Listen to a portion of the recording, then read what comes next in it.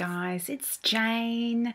It's Wednesday today and I thought I'd have a go at this week's Top 5 Wednesday topic, which is Top 5 Books That Make You Think. There's no way knowing I could come up with a top 5, absolute top 5, but I've come up with 5. I could easily have turned this into just another all Neil Stephenson edition, but I decided that I've done that not that long ago, so no Neil Stephensons this week. The other thing I'm leaving out is I'm leaving out the Bible because I don't think I've actually got anything especially new or interesting to say about it, so that's not there. So here are 5 other books that make me think. The first one that I've picked today is called The Island of the Lost, and the subtitle is Shipwrecked at the End of the World. It's by Joan Druitt. This is a non-fiction book and it's a cracker of a read.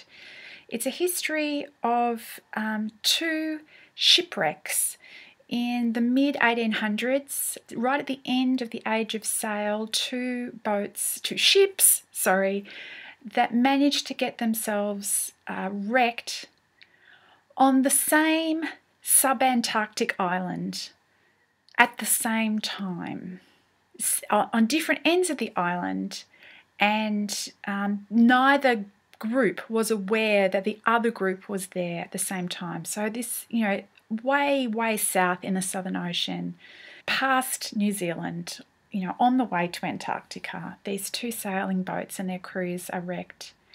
And the thing about the story is that the 2 crews handle the experience completely differently.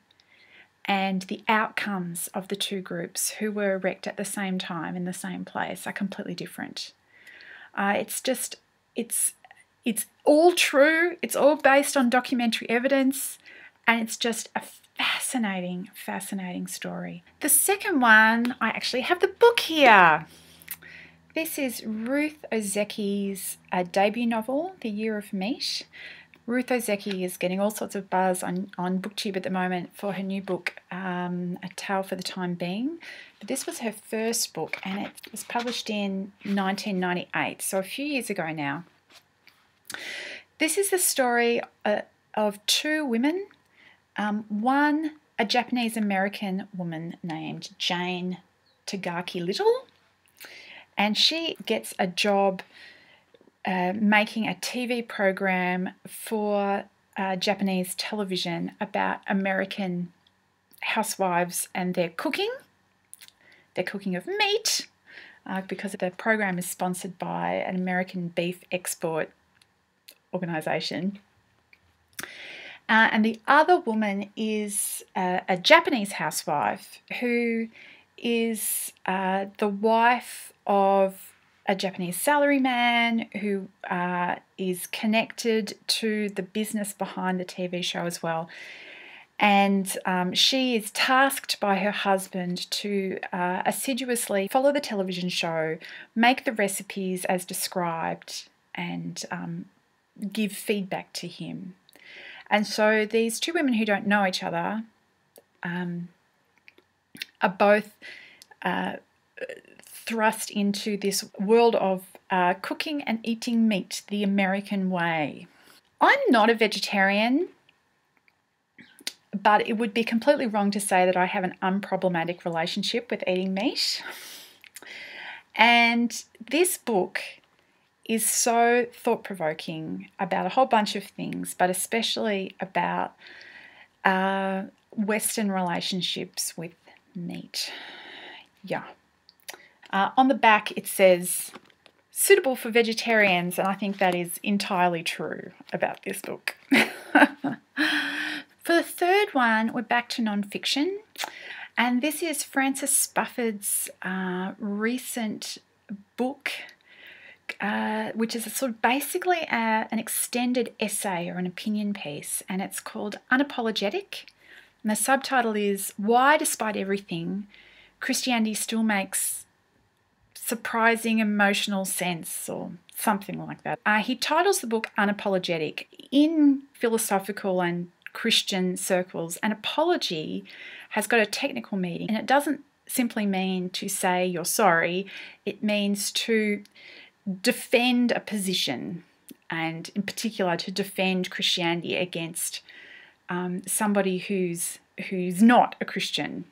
But this book is not an apology in the sense that it's not intended to be a defense, as in a rational defense of Christianity. What it is an attempt at describing what the internal experience of being a believer is like. One of the things that I find about the way that people of faith and atheists in particular communicate with one another is that it feels quite like each party finds it very difficult to actually imagine what it's like to be in the other person's shoes, what the actual lived experience of being in that other position is like. And the project that Francis Spufford has set himself in this book is for the benefit of a non-believing audience to write about what it feels like to be a believer. I am a believer, but I found it very thought-provoking in the just thinking about what is involved in that sort of project of actually making honest communication about lived experience. The fourth book that I've chosen is Philip Pullman's His Dark Materials series. It's a trilogy of middle grade, I guess, fantasy. These are amazingly well written and really gripping reads.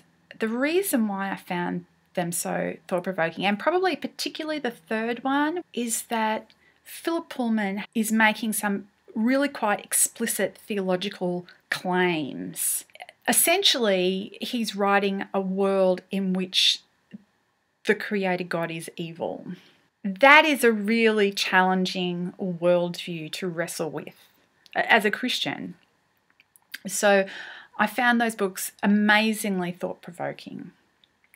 And finally, number 5 is Infinite Jest. And there's so many ideas in Infinite Jest, but the thing that really struck me about this book is all the stuff about addiction.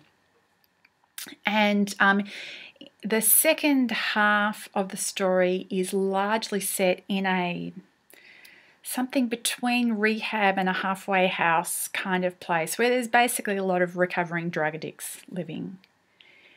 And that setting of that house and the people in there and their day-to-day struggles and their interactions, I just found that so compelling and interesting and thought-provoking. And one of the things it actually made me think about is church, living in a community of broken people, and how that impacts on a whole bunch of stuff. I found this book to be so fertile in terms of sparking ideas about different things. It is a bit of a mammoth task, but I found it to be really worthwhile. And one of these years when, I'm shipwrecked on a desert island, I'm going to reread that one and think about them all again. Okay, that is 5 books that I came up with when I sat down to think which are 5 of the most thought-provoking books that I've read in the last, 10 years or so. What about you? What are some of your most thought-provoking books? I think this is a really interesting topic, and I'd love to hear some other people's suggestions. So anyway, I hope you're well, and I'll talk to you later. Bye.